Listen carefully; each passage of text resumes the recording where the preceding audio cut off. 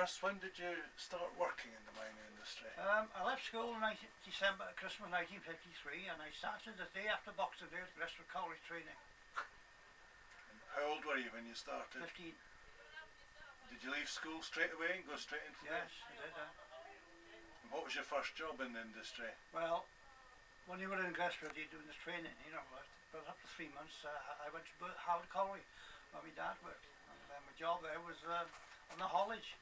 So timbers, taking supplies with the colliers in the face.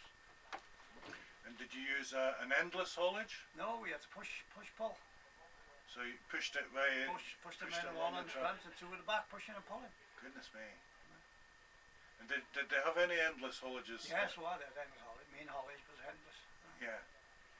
Were there still horses there when no, you... No, horses there, no. So it was all... We were the horse.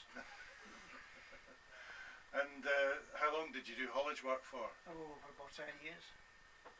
Then I went on the coal face, trains was going to coal face, and I worked on the coal face till 1968,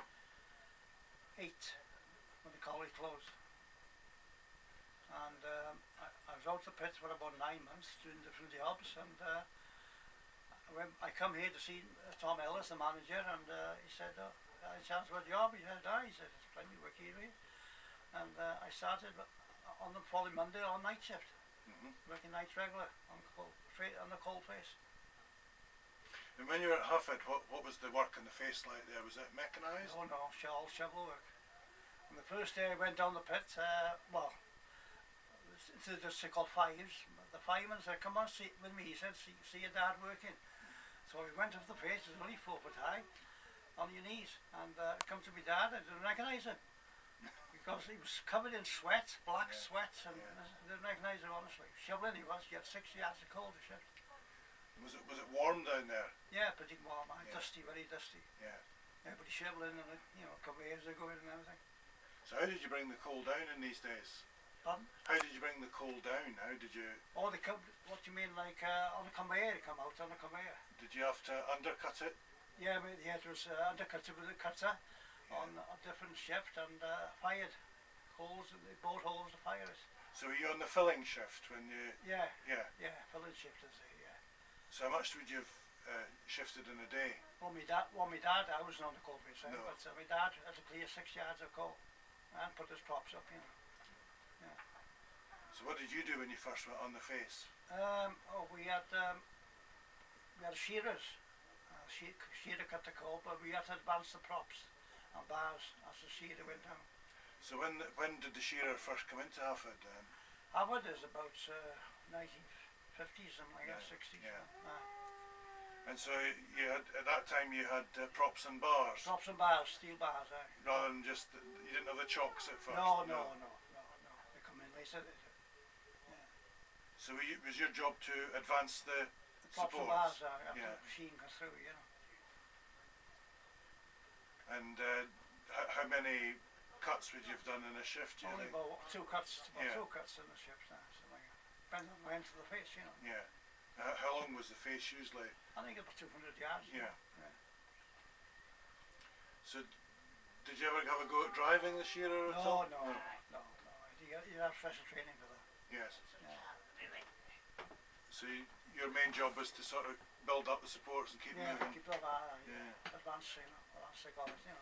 Push conveyors over and all that. Yeah. Did you build packs? Yeah, if you were at the end, you build a pack. On the end of the road, you build a pack, you know, support everything. Yeah. And how did you know what to do in terms of the props and bars? Was there something laid down? There has to be so much apart and so many props with a bar and everything, you know. I think about a yard apart, 4 foot apart. You know, and the waste to come in at the back, you see. And what was it like in terms of working there? Was it quite physically hard work? Yeah, you're on your knees, you know, your face really 4 foot high. You had knee pads on, you know. Did you find that you used to have to put stuff on your knees to stop the wind? Yeah, we had knee pads, Yeah. 4 knee pads, You ever put material inside it? No. Some of it is you get dirt going in through the knee pad, you know, just to add the weight. Yes. You have to take them off and clean them out. And what was it like when the waste came in? You know, with one big bang. There's one district called the Robin Yard at Bursham here. The waste would stick up for about a week and then come on down in one lump. I'll tell you what, it's like an earthquake. Mm. You know. Quite frightening when we yeah. first get. Yeah, yeah. Yeah. I've known them come down and knock the bars out. You know. And did you have a deputy who used to come and keep an eye on you? Yeah, the deputies, yeah, up and down there. Yeah. Yeah. Did you have any problems with water in the No, face? no water. No. Well, we were. Harvard was very dry. Yes. Bursham was a bit wet on the shaft, you know. But the faces were pretty dry in Bursham. And did you have some good friends on the face? Yeah, well, yeah, mates, good mates there. Yeah. So did they ever get the bird supports, the chocks at Yeah, well, Hafford? after that, it's not simple, you know. Yeah. You can control the roof better with them, you know. You didn't expose too much roof at the same time, you know. When you had a bad roof, well, you can pull one over, and you can pull another one over, you just support each other, you know. Yeah. What was the roof like on the face you worked? Was it variable? They say that Robin Yard was terrible. When the shearer went through, he used to bring it about 3 to 4 foot of dirt above the coal. Yeah. It used to come down, you know, and you have to build it up with chocks, somewhere, the top. Oh, it's very good coal, I reckon, but Yeah. it's mostly dirt going out in coal. So I'd have to get out the washery. Yeah. Washery would have to get rid of the Oh, dirt. yeah. And what about, did you ever see anyone injured, or were you injured yourself? No, I did worst ones I seen was a chap on his foot off. He rode a conveyor on the way out, and his foot got stuck in the conveyor, a slit in the conveyor, you know. I went over the top and it took his foot off. Yeah. You yourself were quite Oh fortunate. yeah. I had back trouble again and Yeah. busted fingers, and, you know. So what was a typical day like for you at Hafford? Well, Harvard. Yes. Oh well, go down about, say on nights, you go down about 10ish and take about an hour to walk the way you worked, you know. I guess get on the face, you know. Was it a good walk in? Was it Yeah, good walk, a couple good of miles. conditions? Yeah, you'd have a rest on the way in, you know. Yeah. Get your breath back and all So that. they didn't have a man rider or anything like that? No, not in Harvard, no. No, I mean, walk in anywhere there. Because you rode on the belt and that was illegal in some places, you know. What about when you got to the face, how long were you working there? Oh, you can say for 5-6 hours, you know. You'd have your snap in when you come up the face in the end of the shift, you know. Especially if you work in the middle of the face, you know. And when you first started at Hafford, did they have baths there? Yeah, they had baths in Yeah. Harvard, they put them in before the war, they said. Yeah. Bursham was the last place to have baths there, in the 50s. And do you have any funny stories about your time at Hafford? No, not like that, no. Only this chap from Cavan, Haywood, he thought he was the strongest man in the pit. So what they did, he said they had some lashing chain, what they call lash stubs, in 2 pieces, and they put a bit of battery wire to hold the 2 chains together. So they wrapped it around him, and he said, I bet you can't break that. It was his name, Haywood, Johnson Haywood. I can't, he said. He went up there, he broke it, and the chain broke. It was only holding by wire. You see, I can break a chain, he said. So how old were you when you left Hafford? 68, maybe about 30, I think. And then you had a spell working somewhere Yeah, I else? worked with the gas boat for a while. Yes. I had a job in the crematorium as a gardener. Goodness me. But quite a money contract. was very No. good, you know. So I come here one day, seen Tom Ellis, he said, any chance of a job? I said, start next week, he said, on nights. And I was here for 20 years. And what did you do here at Bersham? Oh, same here, Same. cold face work, you know. Yeah. Was It was called, we called stemmers on nights.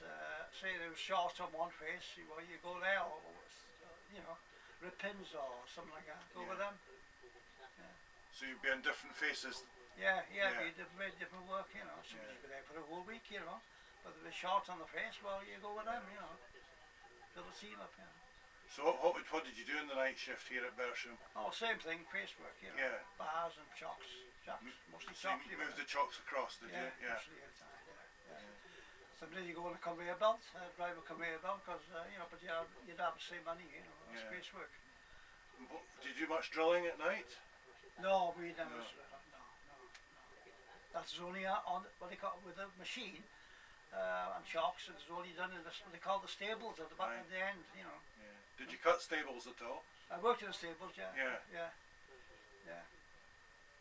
The four men, I think, and they should, you know, drill and fire it, and you shovel it out. Make room for the machine, you see. Can you remember what type of shearer they used here? Some boys, I think. Yeah. That's my, Was it single end or? yeah, single end. Yeah. Yeah. And did you ever go at ripping at all? Did you ever? Yeah, I've been running a thing, yeah. Oh, we used to put a thing down on like plates, iron plates, bore it, fire it on top, and right up a shoveling, you know. Put the rings up. And I've done heading work, you know, using a silver dart, and legs of this hydraulic machine on legs, you know. And what about did they have road headers here at all? Yeah, the road header, yeah. I never done that. No. No, I could be trained. And what about getting rid of the waste? Did you have bucket loaders here? Yeah, no, in the main gates and, you know, you call it supply roads, they had bucket loader, you know. Emco they call them. Yeah. Yeah. Did you ever drive one of them? Or? Yeah, I drove one a few Yeah. times there, yeah. Oh, I should look. And what was that like? What was it like driving an Imco? Alright, yeah. Long as they don't run away cable. Did you have to watch for the cable? Did Yeah, you? or somebody's at the back holding the cable up, you see. Yeah. No, I had a good time. Did anyone ever break a cable? Did they? No, I've seen a cable be broken in the face by shearers, Yes. you know. Yeah. Kind of fast and chocks is like or pans, you know, pans. And did you have any amusing stories from your time at Bersham? No, not like that, no. I No. can't remember now. You have some good friends on the face? Yeah, why, yeah. Mind you, you'd be going to different faces, you'd be seeing different teams. You know, every day most of my wife's family work here, you see. Oh, that's... Dad worked here, uncles and two brothers worked here, and, you know. And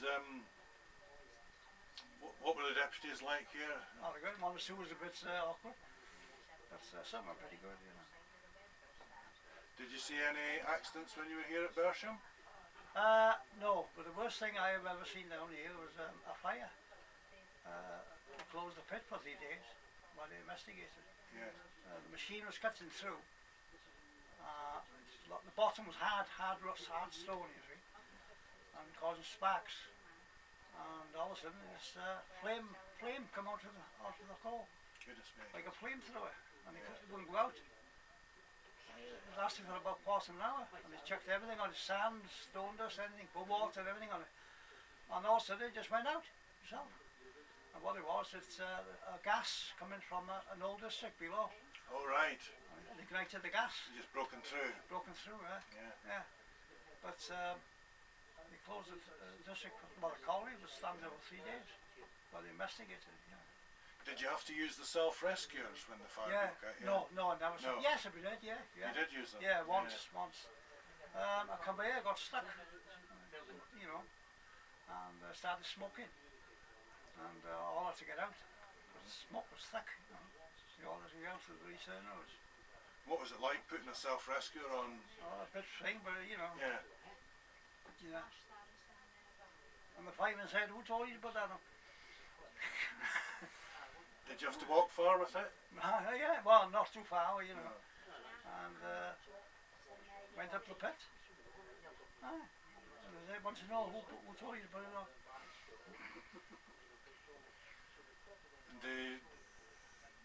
What was your feeling when there was a fire? Did you feel you wanted to get... Yeah, you could see nothing, like fog. Like fog it was. And what it was, a conveyor got stuck fast, you know. He was squealing, you know. And did you find that people all knew what to do when the fire? Yeah, I think so. Yeah. Some of the old colliers, they were, they couldn't handle it. Yeah. Respect to their breath, more or less, Yes. suffocating.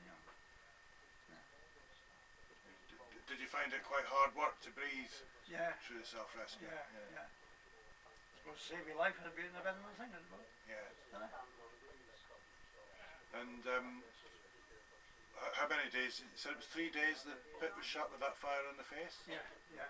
Inspectors are here and all that. So did you have to wait until the manager said it was safe to go back on? Yeah. So any other incidents you can remember from Bersham? I can remember one in Howard. I was working in the pit bottom in Howard around 1955, and the cage, we call it, come all the way from the top. I reckon that you had a steam winder there, and the driver, he had a heart attack. Goodness me. And they went through they call the butterfly, coupled the rope, come back down, and they broke the big link, and it came down with 3 tubs of coal on it, through down the shaft. Yeah, that's one of the biggest things I've seen in Howard. Seen runaways and stuff like that, but journey running away, Yeah. That was the biggest that I've seen in Howard. So when that happened, did that take the shaft out of action? Yeah, it's off for about a fortnight. But what it did, they had a way of providing coal up the other shaft. Yeah. So that's one of the biggest things in Howard. I mean, a hell of a mess. Yeah. And there's another pit in number 1 in Howard, at the bottom, to the bearers they call it. There's another pit down below, 200 yards. They call it the old number 1. Yeah. And I reckon the cage is still there now. Went through the bearers. Goodness me. Yeah. On the onsetter, he'd only run about 10 yards. And you see this, the cages come down on the bearers, and the rope went slack, chains come down and went slack. And he only gone a couple of yards, and the cage was down. You hear it coming down. Frightening for everyone. Yeah. Broke the pipes, cables, and everything. So when did you finish here at Bersham? 86, close. Were you involved in the salvage at all? No. So what I could have gone to Point of Bay, But, yes. So what did you do after you left industry? I was on the door for a while, and I had a job on security for a while. And I had a job with a company in Wrexham, delivering car parts. Yeah, for 20 years. And did you miss the time at the coal board? Yeah. You keep in touch with? Oh, you see me now, don't you? Want to see you now? And how does work away from the industry compare with working in the industry? Do you think young people today have got much idea of what it's like? No. Can't see them going down the pits, can you? When you go to the bottom, it's freezing cold there in winter. You have to dress up like an Eskimo. Keep it colder. Where was that? Was that here at Bersham? It's cold, was it? And having cold. Cold there too, was it? Oh yeah, coming down the shaft. Now in Bersham here, it was that cold, and it was wet. There's all icicles on the side of the shaft. And the cage was covered in blocks of ice. Some of them used to break away, and you could hear them coming down the shaft. Goodness me, that must have made quite a noise them coming down. But when I finished in Bersham, I didn't finish on the coal face. I had me back in 1975, and I had what they call light work. And I was on conveyors, and I ended up in the Bud Bottom. One job I had was they had a blower system here, blowing the coal through a pipe. And I was on that for about 2 years. And one of the onsetters retired, and I went as an onsetter for the last couple of years before I went. That's quite a responsible job being an onsetter, isn't it? Yeah. Did you have to control the sort of flow of people and materials onto the cage? It's pretty good, They had a cabin, because you're looking down at the cage, come down, and you press a few buttons, and the tub went onto the carry, onto the cage. Did they have bunker systems here at all? Yeah, they had bunkers there. They had 2 or 3 bunkers here. One at the bottom, one foot further in, you know. Yeah. Just, So how did the blower work? Did that take stuff off conveyor, did it? yeah, it comes through the conveyor, it has to be very fine. Yes. And as long as you don't get the coal too wet, the coal is too wet, it'll stick to the Yeah, pipe yeah. and it causes blockage, you know, they have to clean it out. Goodness me. Yeah. So how deep was the shaft here then? Up 100 yards, I think, about So to blow the coal all the way up the shaft. Goodness me. you can get about 60 ton an hour, isn't it? Goodness me. Yeah, it's a good system. And the only way you can clean the pipe out is get some bricks, broken bricks and stones, and blow that through. Clean the pipe. Sort of rattle it up. Yeah. And there used to be a plate in the pit bottom when the pipe went up the pit. And you have to open that, the fitter comes to open it, and clean it out there, because you just stick on the bend, you know, wet coal, you know. And the coal in the blower house, you had this thing called a radmac. It was measuring the amount of coal that went up the pit, up the pipe. You had to control it, 70 tons an hour, you know, system. If the coal was a bit wet, you have to slow it down a bit. But you can hear the machine boom, boom, boom, boom, boom. When it used to go quiet, you knew there's something wrong, something's getting blocked, you know.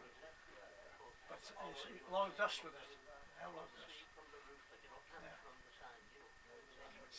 And how did you find sort of working with the blower compared with the old system? Oh, we're all different, yeah. Oh, it was a cushy job there, you know. You're just sitting down washing the tiles. Yeah. Did all the coal come up that way? No, not all. No. So they come out inside through grill, and all the fine coal went through grill onto for the blower. You know, there's a bunker there with the blower house, and the big stuff went into the subs. You know, all it was dry. Did you have any responsibility for getting the men up at the end of the shift? Yeah, you did that too. Yeah. And what was that like? Did you have 2 decks on the cage? Or? 2 decks, yeah, 2 decks. Some was just trying to shove on and more than you to get it on, come off. Too many of you. Yeah. Was there particular times a year when there's a big crush to get up first? Or? Yeah, Saturday morning. All right. When they were out, all home, you know. Yeah. So how did you manage to decide who went on first? Was it? Yeah, no, I was push and shove. All right. Did you have to say hold it back? Hold back, come on, count them as they went on. How many used to go on here? 12 with it. Yeah. So it'd take a while then to wind a shift up. Yeah. Well, but what happened? See, I was on nights. The day shift on set, it would come down with the next rope skid and go up, go home. You see, that was the work. So you had somebody else to work with and hand over to. Hand over, yeah. So any funny stories when you worked as an on-setter? No. We had a tub in the sump. Oh, right. Yeah, Bruno Vault. No. So how did that affect things? Well, I think for half a day there to get it out and, you know, check everything over, everything was damaged, you know. Cage was damaged, everything. We're going to stop now. I must give you a little break because I think that's